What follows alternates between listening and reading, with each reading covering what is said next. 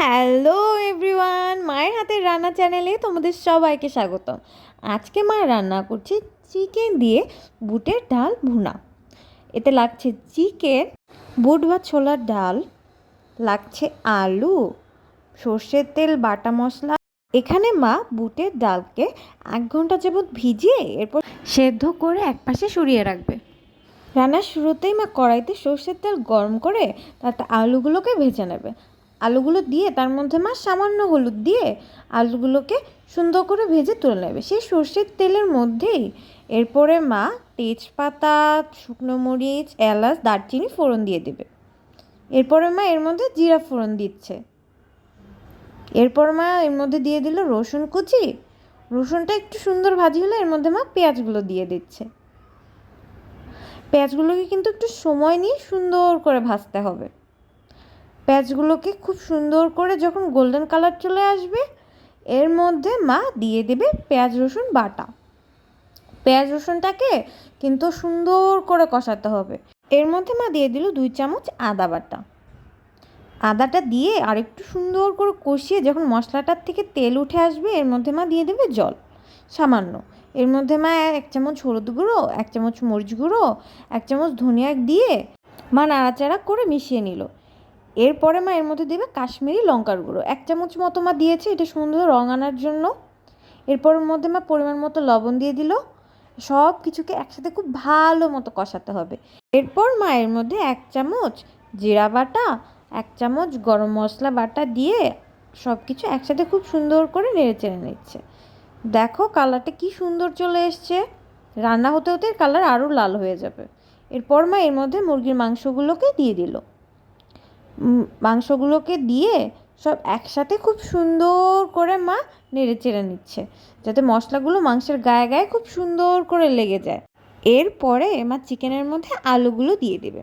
আলুগুলো দেওয়ার পর চিকেনটাকে কিন্তু খুব সুন্দর করে কষাতে হবে। মা এটাকে ঢেকে ঢেকে কষাচ্ছে। একটু ঢাকার পরে মা এটাকে আরও দেখো সুন্দর করে নেড়ে চেড়ে দিল। কিছুক্ষণ নেড়ে চেড়ে মা এটাকে আবারও ঢাকা দিয়ে দেবে।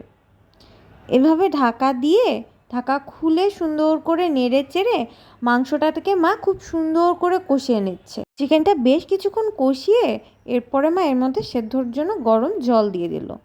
জলটা তোমরা তোমাদের পরিমাণ মতো দেবে। জলটা দিয়ে মা এটা চুলোতে সেদ্ধ হতে বসিয়ে দিল। এরপর আরেকটা চুলায় মা কড়াইতে সর্ষের তেল গরম করে তার মধ্যে 2 চামচ ঘি দিয়ে দিল। ঘিটা তোমরা তোমাদের পরিমাণ বুঝে দিবে। এর মধ্যে মা তেজপাতা, শুকনো মরিচ, এলাচ, দারচিনি ফোড়ন দিয়ে এর মধ্যে মা জিরা ফোড়ন দিয়ে দিল। তারপরে মা কালি জিরা ফোড়ন দিয়ে যখন খুব সুন্দর গন্ধ বেরোবে এর মধ্যে মা ছোলার ডালগুলো দিয়ে দিল। ছোলা বা বুটের ডাল আমি জানি না তোমরা কি বলো, আমাদের দেশে তো বুটের ডাল বলে। তোমাদের অঞ্চলে কী ডাকে সেটা কিন্তু অবশ্যই বলবে। দেখো ওই সাইডে কিন্তু মাংসটাও প্রায় হয়ে এসছে।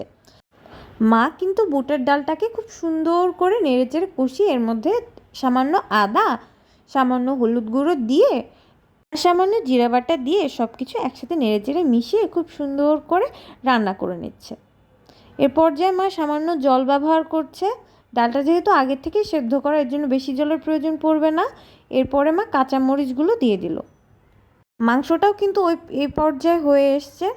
ডালটাকে মা একটু ঢেকে দিল। কিছুক্ষণ পরে ডালটা নেড়ে চেড়ে মা এর মধ্যে সামান্য লবণ আর চিনি ব্যবহার করবে। দেখো ডালটা কিন্তু হয়ে এসছে। একটু নেড়ে চেড়ে মা আবারও এটাকে ঢাকা দিয়ে দেবে। কিছুক্ষণ পর ঢাকা খুললেই আমাদের ডালটা কিন্তু একদম রেডি। এর মধ্যে মা চিকেনটা দিয়ে দেবে।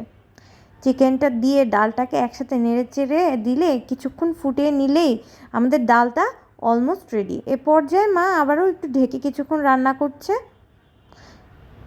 ডালটা একটু শুকিয়ে আসলে এর মধ্যে মা গরম মশলা বাটা দিয়ে নেড়ে চেড়ে এর মধ্যে ধনিয়া পাতা ছড়িয়ে দেবে। আর একটু রান্না করলেই বাস রেডি আমাদের চিকেন দিয়ে বুটের ডাল ভুনা। এত মজাদার এই খাবারটা রুটি, পরোটা, সাদা ভাত, পোলাও সব কিছুর সাথে এত বেশি মজা লাগে। রান্না ভালো লাগলে লাইক, কমেন্ট, শেয়ার, সাবস্ক্রাইব করতে ভুলো না। দেখা হবে নেক্সট ভিডিওতে।